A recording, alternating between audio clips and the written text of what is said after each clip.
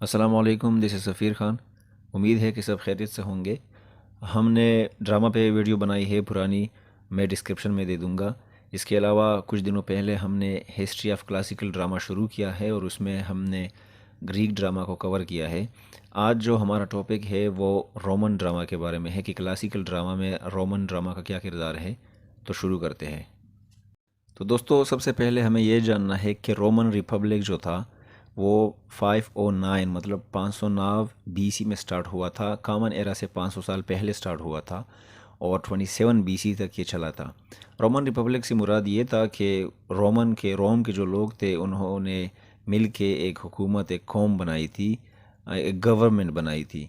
उसके बाद जो है इसी दौरान, इसी में 250 ईयर्स बैक या 270 ईयर्स बैक, रोमन रिपब्लिक के बनने के बाद इन लोगों ने ग्रीक ड्रामा को इनकाउंटर किया, उसको उठाया और उसको पसंद करने लगे, उस तरह चीज़ें बनाने लगे, ड्रामा लिखने लगे। लेकिन रोमन एम्पायर जो फिर बना, जो कि रोमन रिपब्लिक के ख़त्म होने के बाद बना 27 बीसी से, और वो भी तकरीबन 450 साल चला था, 470 साल, 476 एडी तक वो चला था।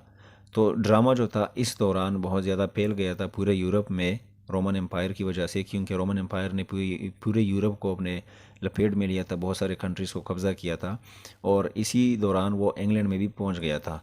रोमन थिएटर जो था, जो कि सिनेमा घर थे और जो ड्रामा लिखा जाता था रोमन एम्पायर में, वो बहुत ज़्यादा वेरिड था, बहुत ज़्यादा सोफिस्टिकेटेड था as compared to other cultures, या जितने भी अदर दूसरे नेशंस थे यूरोप में, जितनी भी कंट्रीज़ थे, उससे ज़्यादा जो फेमस ड्रामा था उस ज़माने में, ज़्यादा लिखा जाता था, ज़्यादा खूबसूरत ड्रामा था, वो रोमन का था। पूरे रोमन में, थ्रू आउट रोमन एम्पायर, इसमें जितना भी वक्त गुजरा था, 200-300 साल थे, इसमें ग्रीक ड्रामा परफॉर्म किया जाता था, उसको कॉपी किया जाता था। जिस तरह के आजकल पूरे एशिया में बॉलीवुड बहुत फेमस है, दूसरे कंट्रीज़ भी उसको कॉपी करते हैं, उसके स्टोरीज़ को, उसके सॉन्ग्स को। तो इस तरह रोमन जो एम्पायर था, जितने राइटर्स थे वो भी कॉपी करते थे ग्रीक ड्रामा को, क्योंकि ग्रीक ड्रामा बहुत फेमस था और आजकल पढ़ा जाता है पूरे दुनिया में। लेकिन 240 बीसी में रोमन ने अपना थिएटर स्टार्ट किया इस पीरियड में, और अपने अपने राइटिंग्स लिखना शुरू कर दिए, अपने प्लेज लिखना शुरू कर दिए, उसको परफॉर्म भी शुरू कर दिए। इसके अलावा फर्स्ट इम्पोर्टेंट वर्क्स जो रोमन लिटरेचर में था वो ट्रेजिडीज़ थे और कॉमेडीज़ थे। और लीवियस एंड्रोनिकस जो था वो 240 बीसी में उन्होंने लिखना शुरू किया था, और 5 साल बाद नियोस नीवियस, में अगर नाम गलत ले रहा हूँ तो आई एम सॉरी, उन्होंने फिर 5 साल बाद लिखना शुरू कर दिया, प्लेस का ड्रामा लिखने शुरू कर दिया उसने। लेकिन कहा जाता है कि इनमें, इन दोनों राइटर्स के कोई भी प्ले आजकल सरवाइव नहीं करते। एंड्रोनिकस जो था वो ट्रेजिडीज़ के लिए फ़ेमस था और नीवियस जो था वो कॉमेडीज़ के लिए फ़ेमस था। लेकिन जैसे मैंने पहले कहा कि ये जो सारी हिस्ट्री है ये हिस्टोरियंस लिखते थे, और उनको आर्कियोलॉजी और इन चीज़ों से पता चल जाता है कि ये चीज़ किस तरह था। लेकिन एंड्रोनिकस और नीवियस के कोई भी प्ले आजकल सरवाइव नहीं करता। और दोस्तों, सेकंड सेंचुरी के बाद रोमन जो ड्रामा था वो इस्टेब्लिश हुआ था, काफ़ी फेमस हो चुका था, ऑन द पीक था।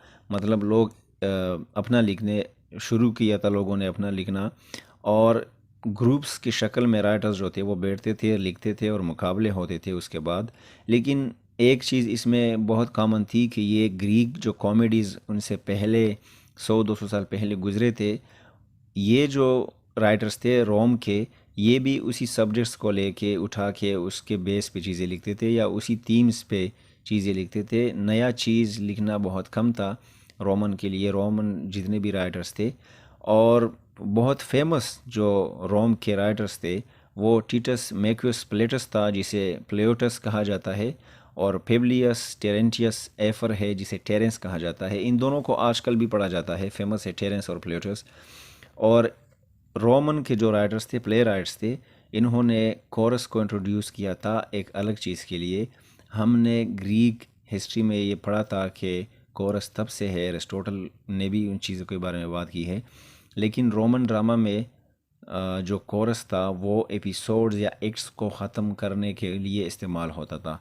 फॉर एग्ज़ाम्पल एक एक्ट है वो ख़त्म होता है, फिर दूसरे लोग आएंगे, दूसरे एक्टर्स आएंगे, तो इनको डिवाइड करने के लिए कोरस आते थे, वो कोई गाना गाते थे या कुछ और कहते थे, और फिर दूसरा एपिसोड या एक्ट शुरू हो जाता था।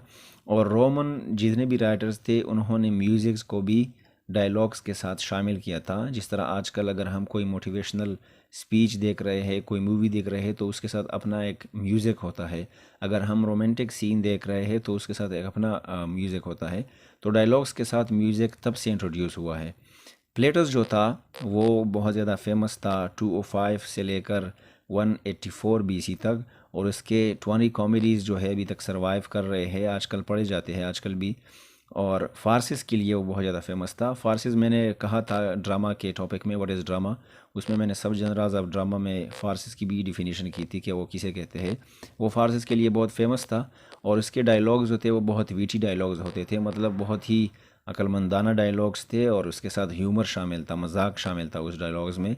और ये इसके अलावा पोइटिक मीटर्स के लिए भी बहुत फेमस था। ऑन द अदर हैंड अगर हम टेरेंस की बात करें तो वो 166 से 160 के दरमियान रह चुका था और लिख चुका था, और उसके 6 कॉमेडीज़ जो थे वो सरवाइव कर चुके हैं। इससे पहले जो हमने बात की रोमन रिपब्लिक में, जो कि 509 से 27 बीसी तक, 509 से अगर हम देखें तो ड्रामा तो तब से शुरू था, स्टार्ट से, लेकिन तब के जो कॉमेडीज़ है या ट्रेजिडीज़ है वो सरवाइव नहीं कर चुके हैं। लेकिन फेमस जो ट्रेजिडियंस है उसके नाम आजकल भी मौजूद है, और लोग उसको जानते हैं, हिस्टोरियंस उसके बारे में कह चुके हैं, लेकिन उसके वर्क्स जो है वो सरवाइव नहीं कर चुके हैं। बहुत ही टफ नेम्स है। पहला जो था वो क्वेंटस एनियस था, दूसरा मार्कुस पिकुविस था, और तीसरा लूकियस एक्वियस है। एडिशनली रोमन एम्पायर के स्टार्ट से, जो कि 27 बीसी से स्टार्ट था और 476 एडी तक चल रहा था, स्टार्ट में बहुत ही फेमस दो राइटर्स समझे जाते हैं, ट्रेजिडियंस थे। उसका बहुत ही फेमस वर्क्स है, दोनों का सरवाइव कर चुका है अभी तक, लेकिन पहला जो ट्रेजिडियन था वो अननोन है, और दूसरा जो है वो एक स्टोइक फ़िलासफ़र था जिसका नाम सिनिका था। सिनिका के ट्रेजिडीज़ जो थे वो आजकल सरवाइव करते हैं, और उसके जो ट्रेजिडीज़ है वो ग्रीक ओरिजिनल्स पर बेस्ड है। यूरिपिडस के बारे में हमने पढ़ा था परसों, तो ये उनके सब्जेक्ट्स लेके या उसके थीम्स लेके उन चीज़ों पे बेस्ड है और काफ़ी फेमस है। तो उम्मीद है कि क्लासिकल ड्रामा में रोमन ड्रामा के बारे में मालूमात जान गए होंगे आप लोग। अगली वीडियो तक अपना बहुत सारा ख्याल रखें। Thank you very much.